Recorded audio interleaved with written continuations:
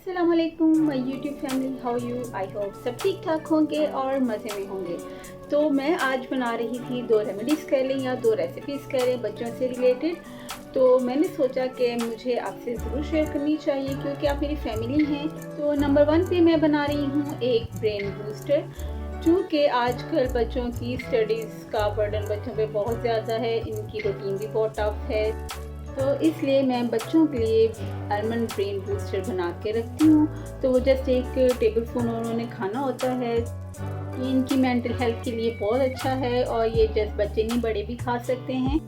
And secondly मैं बनाने जा रही हूँ पॉप्सी टी, जो हमें हमेशा से जब से हम छोटे थे हमारी मदर हमें बना के देती थी और अब मैं अपने बच्चों को बना के देती हूँ। तो जैसे कि मौसम चेंज हो रहा है और बच्चों को बहुत ज़्यादा फ्लू और कफ वगैरह हो रहा है और बच्चे जो है मेडिसिन इजीली लेते नहीं हैं, तो आई थिंक इसका टेस्ट बहुत अच्छा होता है और बच्चे इजीली ले लेंगे और बहुत इफ़ेक्टिव है ये। तो लेट्स स्टार्ट। अच्छा, तो नंबर 1 पे हम बनाने जा रहे हैं ब्रेन बूस्टर। तो सबसे पहले हमने ले लिए हैं सौंफ 100 ग्राम्स, देन मिश्री ले लेंगे आप 100 ग्राम्स एंड लास्ट में आलमंड ले लेंगे 200 ग्राम्स। आप क्वांटिटी कम करना चाहते हैं तो इस बात का ख्याल रखिए कि जितने आलमंड हैं, सौंफ और मिश्री हाफ ले लेंगे उसकी। अब हमने इनको ग्राइंड कर लेना है और आपने ये याद रखना है कि हमने बिल्कुल फाइन बारीक पाउडर नहीं बनाना है इसका।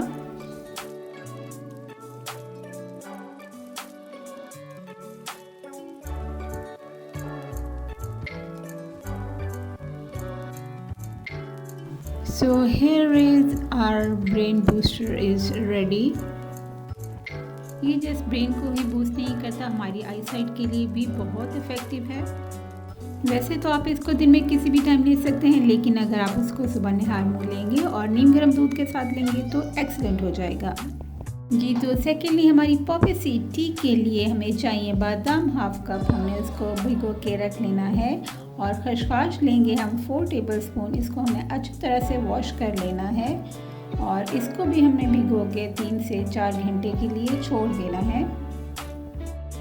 खसखस को वॉश करने का तरीका ये है कि आप इसको किसी गहरे बर्तन में डालें, ऊपर से पानी डालें और खसखस को ऊपर से निथार लें और बॉटम में काफ़ी सारी मिट्टी और रेत बैठी होगी। खसखस को हमने अच्छे से 3 से 4 पानी धो लेना है। अब खसखस और बादाम दोनों को हमने 3 से 4 घंटे के लिए भिगो के छोड़ देना है जी। तो ये 3 घंटे गुजर गए हैं और अब हम इजीली सारे आलमंड्स को पील ऑफ कर सकते हैं।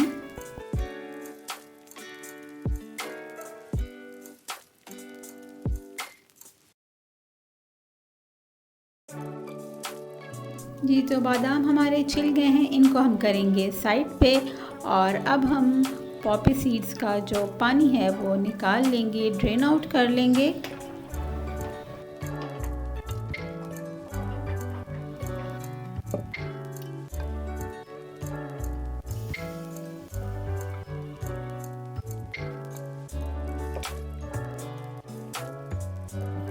अच्छा, तो खसखस का पानी हमने निकाल लिया है। अब हमने इसको सिलबट्टा या चटुवटा जो भी आप इसको कहते हैं, इसमें अच्छे से हमने क्रश कर लेना है, कूटना नहीं, क्रश करना है। और ये काम ब्लेंडर में नहीं होगा, ये दाने जो हैं साबुत रह जाते हैं, इसलिए हम इसको चटुवटा में पीस लेंगे। आलमंड्स को भी हम अच्छे से कूट लेंगे इसमें।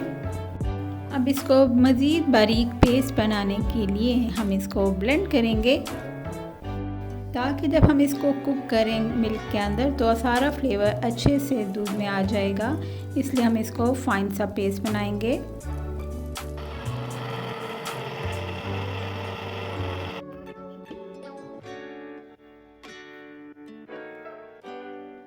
तो ये खसखस और बादाम को हमने ग्राइंड कर लिया है। अब हम खाली सॉस पैन लेंगे और उसमें 4 ग्लास दूध डालेंगे।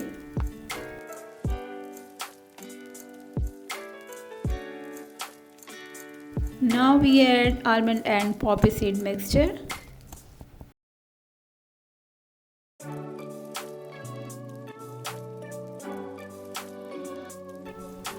इसमें ऐड करेंगे साबुत काली मिर्च 10 से 12। इसको आपने स्किप बिल्कुल नहीं करना है, ये फ्लू और खांसी में बहुत इफ़ेक्टिव है। अब हम इसमें शुगर ऐड करेंगे टू टेस्ट।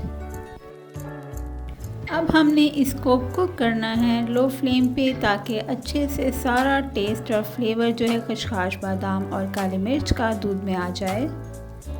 आधा घंटा कुक करने के बाद अब ये रेडी है। इसको छान लें और इसको गर्म गर्म सर्व करें तो बहुत इफ़ेक्टिव है और इससे खांसी, ज़ुकाम, नज़ला में काफ़ी रिलीफ मिलता है और इससे नींद भी बहुत अच्छी आती है। तो बेहतर ये है कि आप इसको रात को सोने से पहले लें।